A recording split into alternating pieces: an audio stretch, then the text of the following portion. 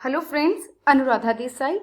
इस ट्यूटोरियल में हम स्पाइरल मॉडल के बारे में पढ़ेंगे कि what is the role of spiral model in the software engineering. So friends, let's start.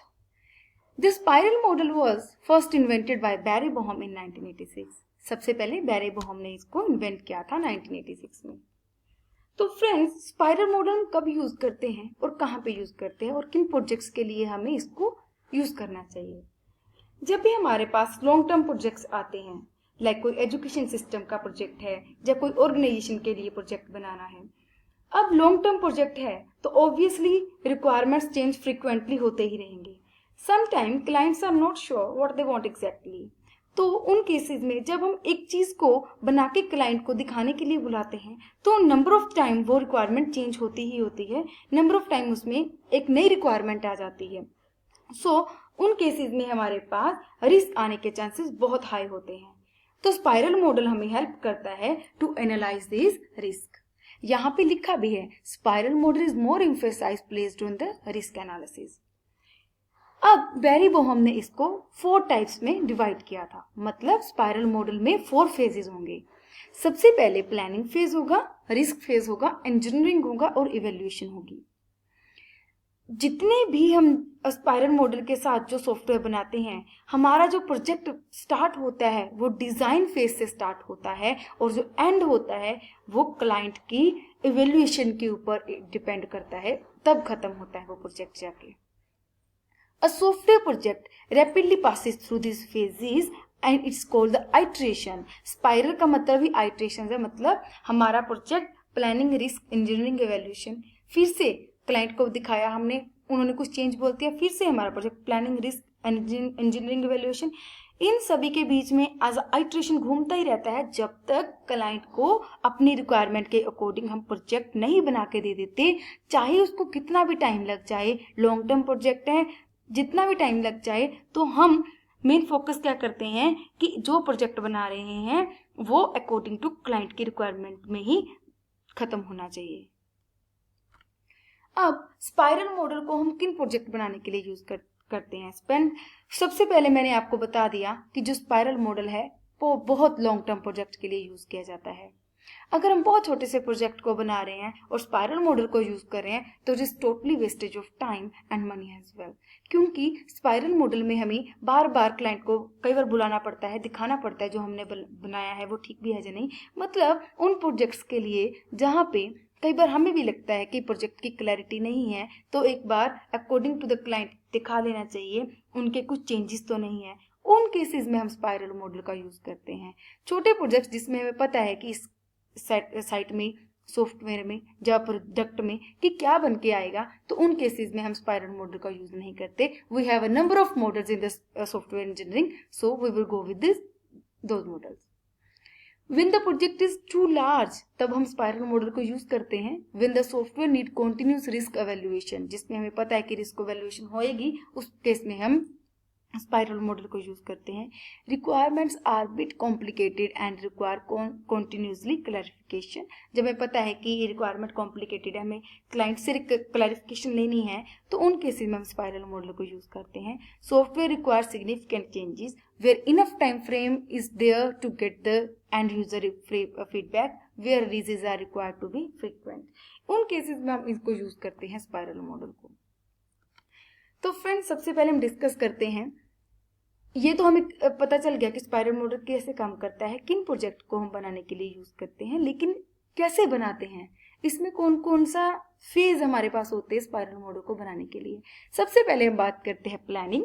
जब भी हम अपना डेली लाइफ में भी काम करते हैं तो प्लान करते हैं, रिस्क एनालिसिस करते हैं। अगर ये नहीं होगा तो इसका सोल्यूशन क्या होगा, ऐसे ही करते हैं। अगर हम ये काम नहीं कर पाते तो इसका मेरे पास दूसरा वे क्या है करने का, फिर हम उस काम को करते हैं, फिर इवेल्युएट होता है। इसी तरीके से काम करते हैं। एग्जैक्टली द स्पाइरल मॉडल भी इसी तरीके से काम करता है। क्या है, सबसे पहले प्लान होता है, रिस्क एनालिसिस देखते हैं, डेवलपमेंट होती है, एवोल्यूशन होती है, फिर क्लाइंट को बुलाते हैं, फिर उन्होंने बोल दिया कि नहीं मुझे इसमें ये भी चाहिए था, फिर प्लानिंग होती है, फिर रिस्क एनालिसिस, फिर डेवलपमेंट, फिर इवेल्युएशन। जब तक हमारा क्लाइंट सेटिस्फाई नहीं हो जाता तब तक हमारा जो स्पाइरल है वो घूमते ही रहते हैं। यहाँ पे जो स्पाइरल की बात हो रही है, जो आइट्रेशन की बात हो रही है, नंबर ऑफ टाइम वो इनफाइनाइट भी चले जाते हैं, क्योंकि हमें हर बार प्रोटोटाइप बना के उनको दिखाना पड़ता है। हमेशा क्लाइंट रिक्वायर करता है कि जो मैंने चाहा था मुझे वही बन के आना चाहिए। उन केसेस में हम स्पाइरल मॉडल को फॉलो करते हैं। तो फ्रेंड्स, प्लानिंग फेज तो आपको समझ में आ गया होगा। This phase start with the gathering the business requirement in the baseline spiral. In the subsequent spiral, as the product mature, identification of the system requirement, subsystem requirement, unit requirement are all done in this phase. Planning phase में क्या होता है, हम obvious सी बात है कि जो कोई भी काम करना है हम पूरा देखते हैं किस बिजनेस के लिए करना है, क्या करना है, सब सिस्टम क्या होंगे, यूनिट रिक्वायरमेंट क्या होगी, और जो requirement are gather during the planning phase, the requirement are like business requirement specification like DRS और SRS. इन दो चीजों का हम ध्यान रखते हैं प्लानिंग फेज में. BRS means business requirement specification, SRS means system requirement specification. Risk analysis is in this phase a process is undertaken to identify the risk and alternate solution. A prototype is produced at the end of the risk analysis phase. If any risk is found during the risk analysis, then alternate solution are suggested and implemented. वैसे भी अगर हमें लगता है कि ये काम करने में हमारे पास ये रिस्क आएगा ही आएगा और हमें इसका कोई ऑल्टरनेट सोल्यूशन देखना ही देखना है, उस केस में हम स्पाइरल मॉडल को फॉलो करते हैं. रिस्क एनालिसिस में क्या कि अगर हमें लग रहा है कि आइडेंटिफाई हो रहा है हमें कि ये रिस्क आएगा, तो हमारे पास क्या इसका ऑल्टरनेट सोल्यूशन है या नहीं. अगर ऑल्टरनेट सोल्यूशन है भी है तो क्या वो इस प्रोडक्ट को बनाने के बाद उसको हम इम्प्लीमेंट कर भी पाएंगे कि नहीं. ये सब चीजें इस फेज में हम कवर अप करते हैं. ये देखिए यहाँ पे आपको इजीली समझ में आ जाएगा. क्या हुआ कि हमने क्या किया, क्लाइंट की रिक्वायरमेंट थी, हमने उसको बनाया, एवेल्युएट किया, डेवलप किया, फिर उसके बाद इवोल्यूशन हुई. क्लाइंट ने बोला नहीं, एक प्रोटोटाइप बना, दूसरा बना, तीसरा बना. जब तक हमारी रिक्वायरमेंट खत्म नहीं हो जाती, रिस्क एनालिसिस हमारे पूरी तरह से क्लाइंट सेटिस्फाई नहीं हो जाता, तब तक हमारा प्रोजेक्ट हमेशा चलता ही चलता रहता है. जब तक हम उसकी सर्विसेज को वो क्लाइंट एक्सेप्ट नहीं कर लेता जो उसने बोला था बनाने के लिए, तब तक हमारा प्रोजेक्ट चलता ही रहता है. चाहे उसमें इनफाइनाइट नंबर ऑफ स्पाइरल हो जाए, नो इश्यूज देयर, बस only focus on the evaluation of the client. Engineering phase, जहां पे भी इंजीनियरिंग का मतलब प्रोजेक्ट हमारा बनना स्टार्ट हो जाएगा. प्लानिंग हमारी हो गई, रिस्क हमने देख लिया क्या क्या आएंगे. This is the main phase of the model. Actual development is testing and the software take place in this phase. In this phase, software is developed along with the testing at the end of the phase. Hence, in this phase, the development is the testing is done. मतलब जो developer है उसको हमने project समझा दिया, वो उस तरीके से उसको बनाना शुरू कर देगा. Evolution phase. This phase allow the customer to evaluate the output of the project the date before the project continues to the next spiral. मतलब हमारा एक काम खत्म हो गया, हमने क्लाइंट को बुलाया, हमने उनको बोला कि हमने आपका ये रजिस्टर फॉर्म बना दिया है, डन. उन्होंने बोला नहीं, मुझे यहाँ पे ये वाली फील्ड चाहिए, ये कुछ चाहिए. मतलब वो प्रोजेक्ट फिर से घूमना शुरू हो गया. जब तक क्लाइंट ने डन नहीं कर दिया हमारा काम, तब तक हम अपना नेक्स्ट फेज स्टार्ट नहीं करेंगे. चाहे क्लाइंट को कितनी बार आना पड़े, जहाँ प्रोजेक्ट को कितनी बार हमें फिर से आइटरेट करना पड़े, हमें वो करना ही पड़ता है. अब हमारे पास स्पाइरल मॉडल के एडवांटेजेस क्या हैं, क्यों यूज करते हैं हम स्पाइरल मॉडल को. ऑब्वियस सी बात है, डेवलपमेंट फास्ट होगी, क्लाइंट की इंटरेक्शन हमारे साथ बनी रहती है और हमें पूरे प्रोजेक्ट की क्लैरिफिकेशन हो जाती है. लार्जर प्रोजेक्ट के लिए यूज करते हैं. The first very obvious thing, risk evaluation is proper control toward all the phases of the development. More and more feature are added in the system. Software is produced earlier. मतलब वो जो जैसे हम project बना रहे हैं, हर बार client को पता है कि मुझे इस तरीके से चाहिए, पूरा सिस्टमेटिक वे से काम होता है. उसमें है नहीं ज़्यादा चांसेस कि उसमें कोई इश्यूज आएंगे, क्योंकि हर फेज की हम टेस्टिंग कर रहे हैं, साथ में साथ क्लाइंट को दिखा रहे हैं, फिर पूरी की पूरी चीज़ प्लान हो रही है, फिर से रिस्क एनालिसिस हो रही है. So has room for the customer feedback and changes are implemented faster.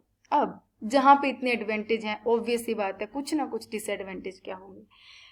Risk analysis important phase, so require expert people. अगर हम बहुत बड़ा प्रोजेक्ट बना रहे हैं तो एक्सपेक्ट करते हैं कि इसमें रिस्क आने के बहुत सारे चांसेस है. हम उस केस में एक्सपर्ट पीपल लेवल लोग चाहिए होते हैं। ऐसा नहीं कि हम ये प्रोजेक्ट बना रहे हैं और हमें पता नहीं किसमें क्या हो रहा है, तो उस केस में हमारा स्पाइरल मॉडल फेल हो जाएगा।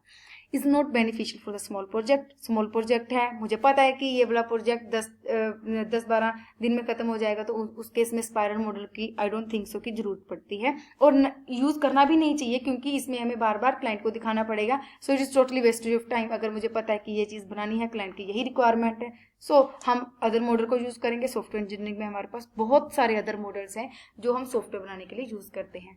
स्पाइरल में गो इनफाइनाइटली, ये सबसे बड़ा इसमें इशू रहता है कि जब तक क्लाइंट सेटिस्फाई नहीं होता, हमारा स्पाइरल एज इट इज घूमता रहता है, घूमता ही रहता है। Documentation is more as it has intermediate phases. It is costly for the small project. Small project के लिए कॉस्टली भी रहेगा और टाइम कंज्यूमिंग भी रहेगा।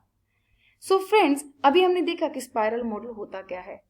अगर इन शॉर्ट देखा जाए तो स्पाइरल मॉडल सिर्फ 4 फेजेस को लेके चलता है। प्लानिंग करो, देखो उसमें रिस्क क्या आएंगे, उसको डेवलप करो, क्लाइंट को बुलाओ, दिखाओ। अगर क्लाइंट ने ठीक बोल दिया, हम नेक्स्ट फेज में जाएंगे, अदरवाइज हम उसी फेज में फिर से चेंजेस करेंगे, फिर से हम प्लान करेंगे, फिर से रिस्क एनालिसिस होगा, फिर से डेवलपमेंट होगी, फिर से क्लाइंट को बुलाएंगे।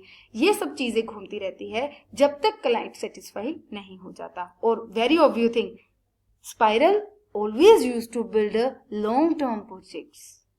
So, I think you understand what is spiral model in software engineering. Thanks for watching my channel. Please don't forget to subscribe my channel. Thank you.